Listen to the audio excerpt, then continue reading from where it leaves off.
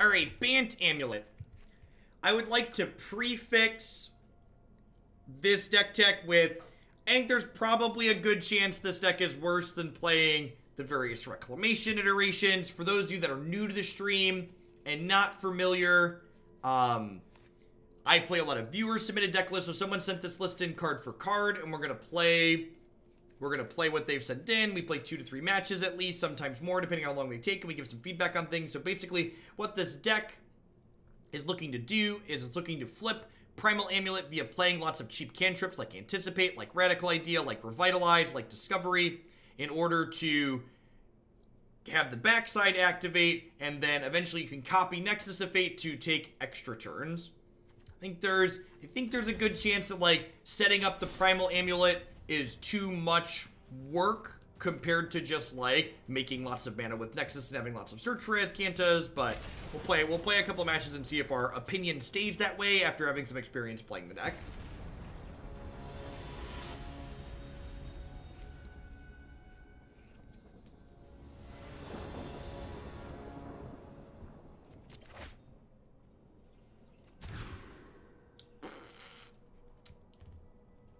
This is the way we scry and die, scry and die, scry and die. This is the way we scry and die in the afternoon.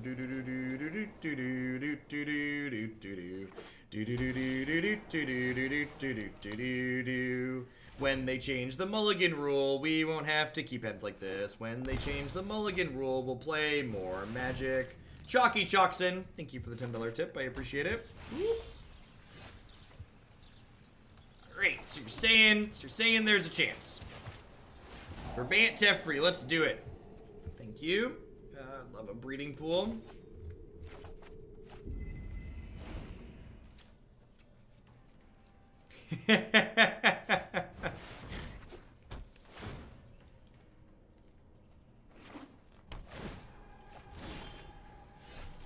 Alright, sweet. And the fact that I've lined up my 4th land for Primal Amulet here already means I'm actually not going to cast a cantrip this turn, because I'd like to have all these cards after I play Amulet to get to flip over faster.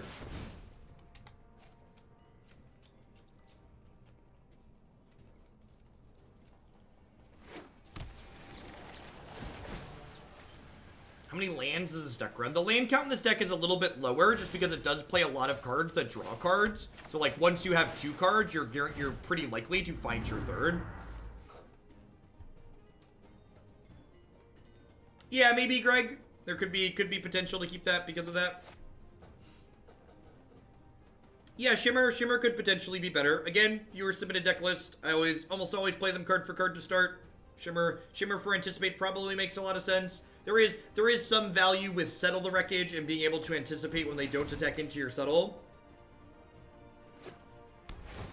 If this is traditional gates, our matchup here probably isn't bad. However, if they're Nexus of gates, they probably combo faster and more consistently than we do.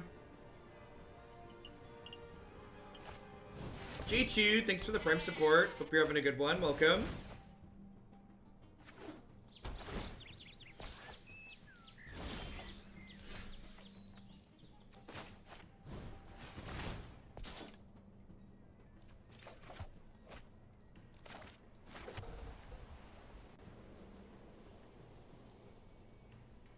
So do I Amulet and take a hit? Or do I just Nova? I kind of want to Amulet and take a hit. Is that greedy?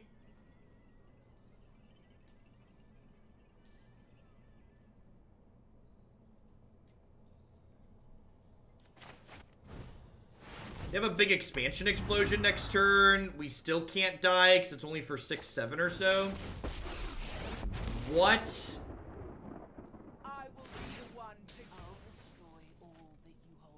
Yikes. This is another part of the issue with this deck, is that, like, you have this 4-mana card that you're, like, hoping to untap with that just, like, isn't something that you're gonna get to do in a lot of these games. Timmy, thanks for the tier 1 sub. Hope you're having a good one. Welcome, welcome. Thanks for keeping me around.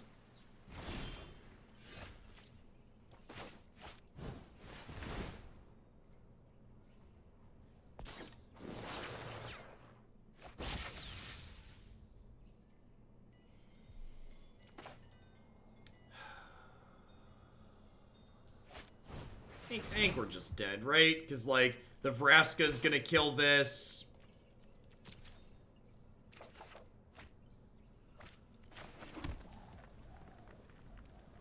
Like, I can Nova here and keep myself alive, but then they're gonna kill my Primal Amulet and we're just gonna die. It's like, this format has so much interaction in it. The decks that aren't aggressive are super interactive. So, like, these combo decks that are just hoping, like, nobody breathes in their general direction are generally not very good. No, this deck's just trying to be linear and ignore people, which is just, like, not something you can do in this format. Might be a quick deck for this one.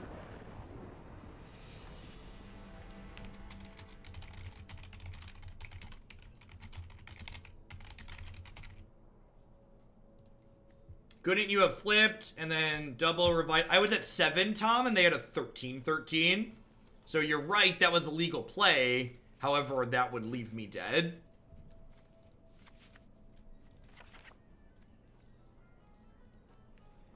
Lyra for easy Planeswalker kills. You mean the Planeswalkers that all have down ticks that kill my Lyra?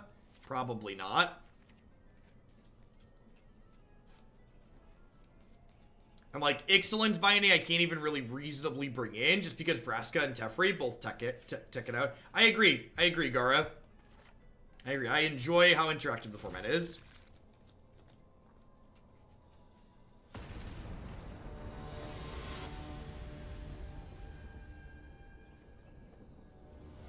Leave the decks that are hoping to linear people to modern.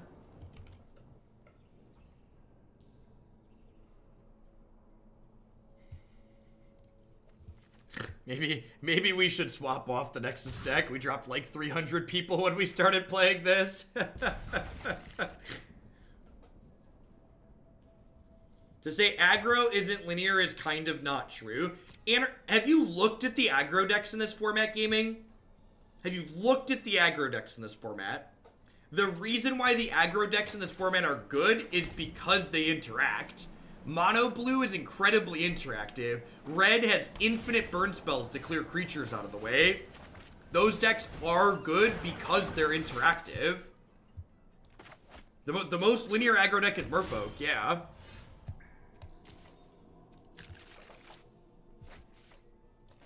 I've quickly come to realize that people think interactive just means decks they like playing against.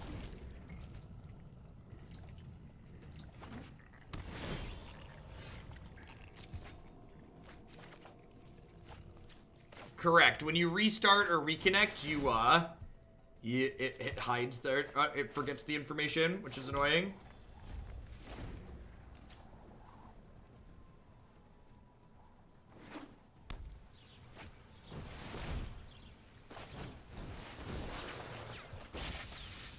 I think I'm just novaing this stupid thing.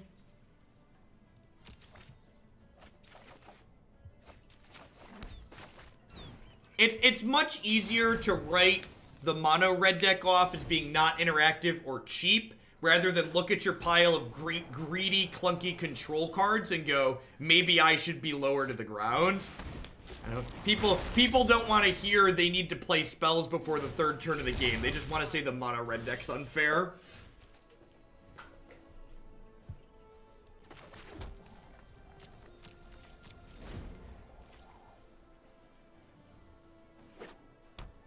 Can I repeat the line about interactive? I said, in my experience, a lot of people who complain about things not being interactive, what they're actually complaining about is losing. They think whatever they're losing to is not interactive. Like, people get annoyed playing against mono blue, and like, mono blue's pretty annoying to play against. It says no a lot, but it's saying no with interaction. Like, the reason the mono blue deck is annoying is because it's incredibly interactive.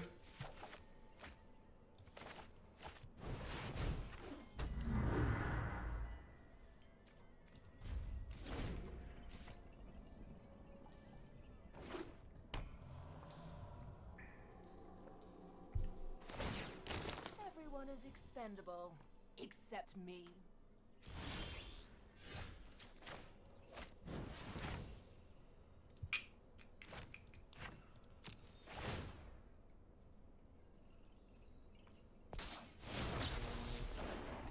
What happened to Jeff? I got in a fight with a troll doll.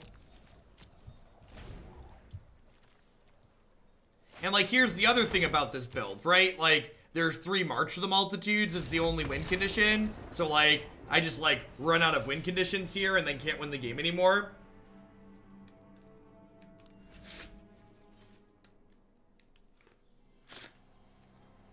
Random guy, thanks for cashing your Twitch Prime this way again. I appreciate it. Hope you're having a good one. Let's try one more with this, but I don't think this deck is very good and the gameplay doesn't seem very interesting. No, we're not playing ranked. I don't think this deck is very good. I'm going to be trying to stay in the top 1,000 every month, so decks that I don't think are very good, we're not going to be playing inside of ranked.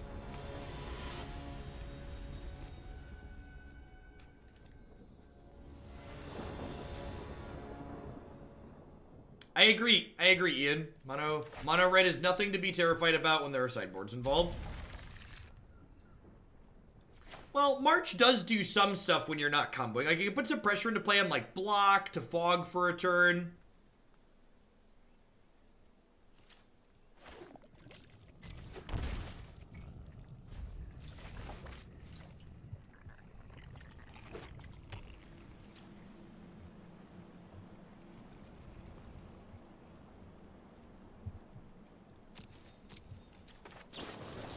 I don't believe Wizards has posted anything about the top 1,000 tournament.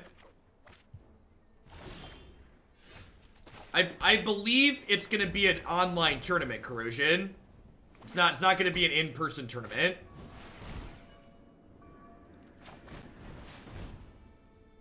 I would love a land. Thank you. That was my understanding from reading it. Arena's digital. Why do we need to play in person? Why do I need to put my pants on? No, Randy. So this deck, and that's again one of the things that this deck is going to struggle with compared to the Wilderness Reclamation decks. This deck can't combo without a flipped amulet. So there's going to be situations where, like, you have plenty of mana, but, like, don't have a flipped amulet. So you're kind of just spinning your tires.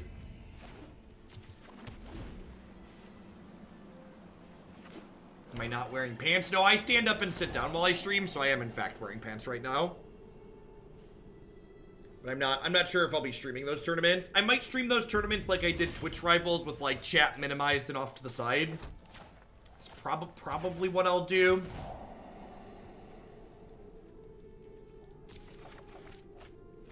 Just looking for an amulet at this point, 'cause we need that to get going. Tournament Magic moves to Arena. Will you sell all of your pants? Unfortunately, it's cold in the Midwest, so probably can't get rid of all of them.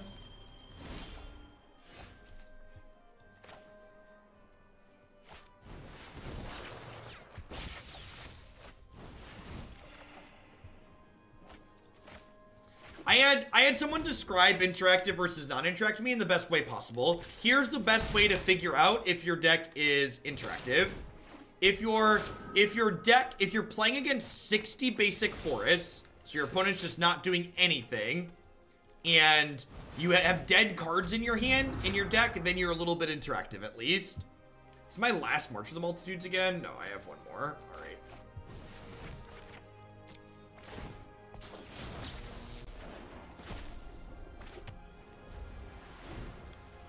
Why stream if you have to wear pants? Well, this does pay my mortgage, and I'm a big fan of keeping the house that I live in. We just moved into a new one, and it's reasonably nice.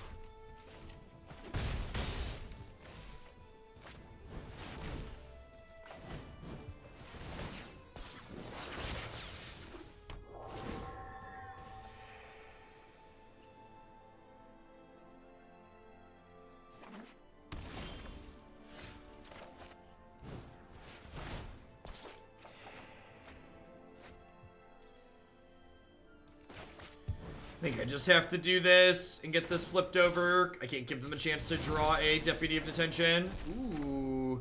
Woo! That's a good one. We're gonna get on the scoreboard.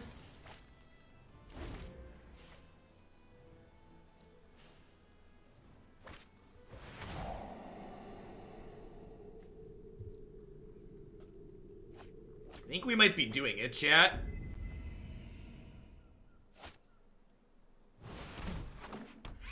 Now, Psychic Corrosion gives your opponent more axes of interaction. Rather, your opponent just, like, can't interact with you.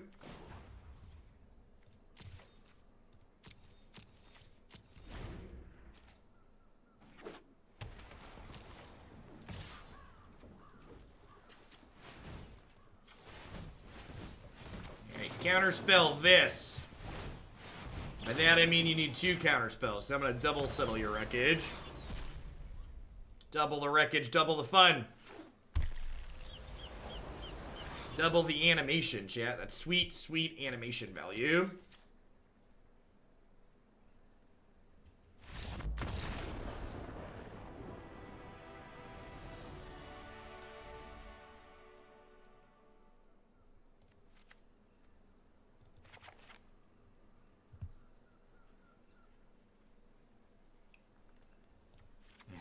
Ain't that the truth? Twitch chat does pay for daycare, and God bless them, that's not cheap.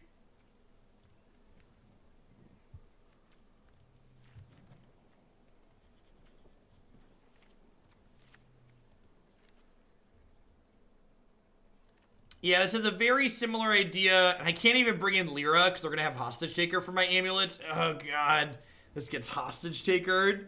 That's so brutal. Imbastor, thanks for the 213 sub. I appreciate that. Welcome back. Thanks for keeping me around.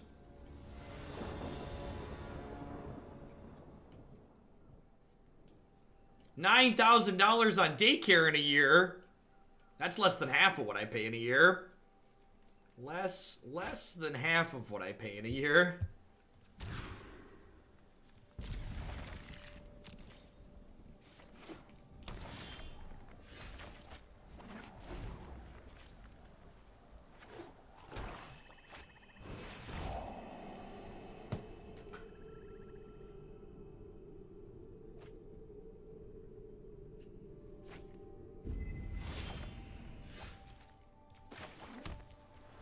Kids are expensive, so unless you are ready for them, remember, condoms are cheap.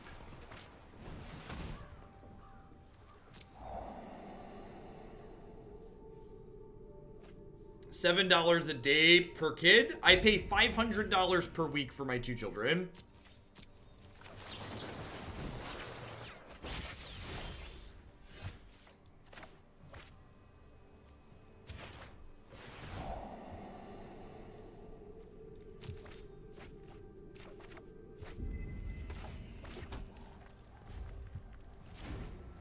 Per week. But don't get me wrong, my kids are great. I mean, we have both of them very much on purpose. And if this didn't pay for daycare, I wouldn't do it, you know? I just hang out with the kids all day.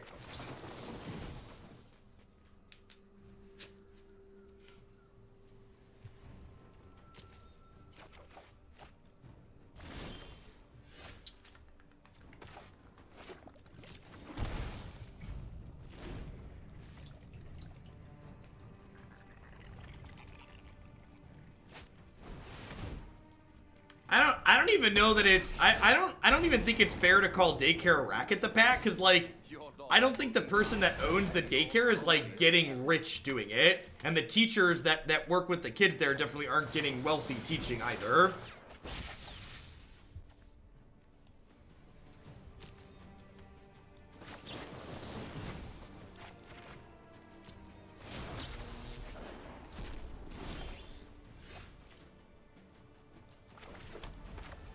I'm gonna make a 4/4. They're gonna play a Hostage Taker, and I'm gonna cry silently in my sleep.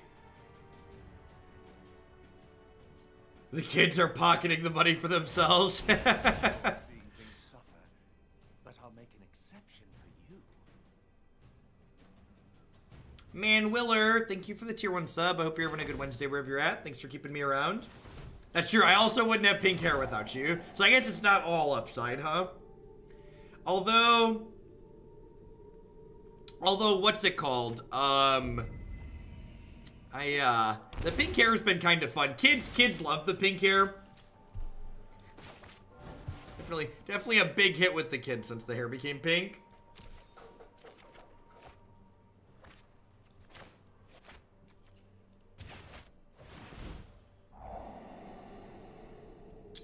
so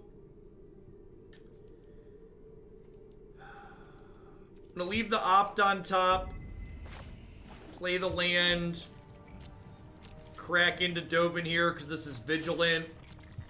We leave the Primal Amulet on top of our deck, so that way if they have a discard spell, they can't take it next turn. Although I guess if they have a discard spell, they take my Nexus and shuffle my deck. No mere trinket.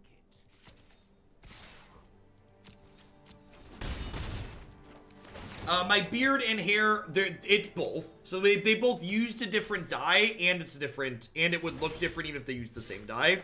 So, they took their professional recommendation to use a different die.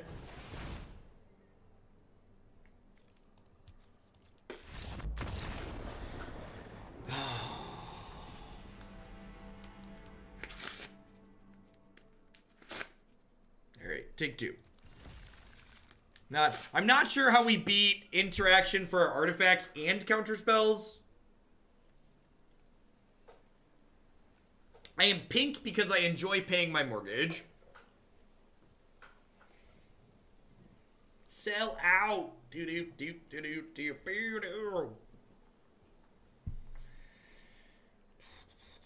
Why not pull in the Negate? Because if I pull in the Negate, then they're going to have a draw where all of a sudden they have a bunch of Hostage Shakers and Thieves of Sanities and things that I can't negate. Like, I get it. When they have a draw where Negate looks good, it feels good to bring in Negate, but their deck is incredibly creature-based. Yeah, I'm just giving this one the full 2 matches, then we're going to move along to Blue-Green Evolution.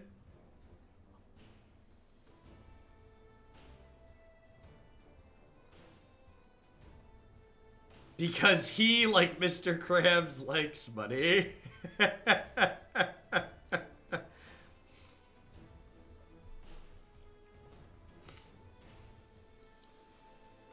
If you never play ranked again this season, would I remain in the top 1,000? I don't know. I don't know how it works. We don't have the details on that.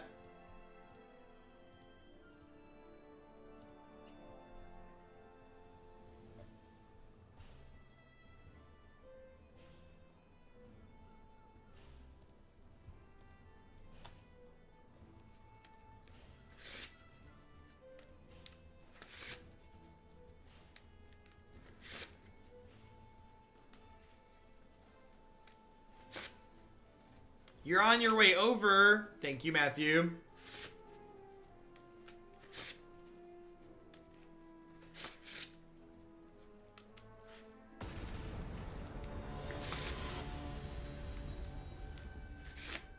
We have a Matthew cameo this afternoon. That's good. Hopefully we'll be off this deck by the time he gets here. Maybe he'll stick around if we're off this deck by the time he gets here.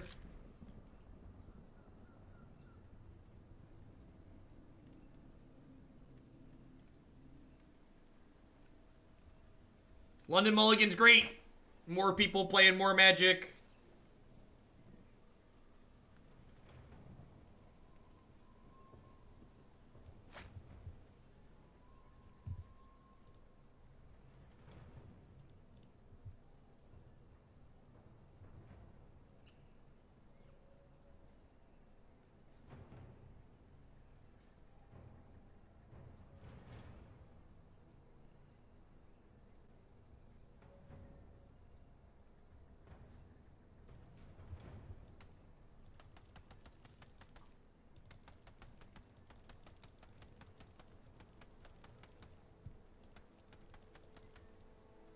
Hey, Jitterbug Nation.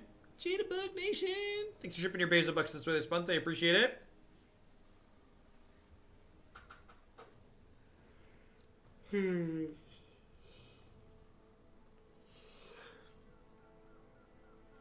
Opponent.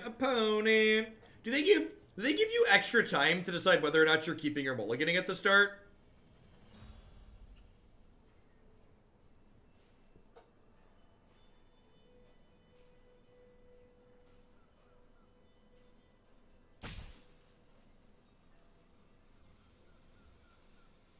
I feel like the amount of time you have during mulligans is incredibly long in relation to when the timer comes up in other places, other times. Thanks, Philly. I'm gonna be here as long as they'll have me.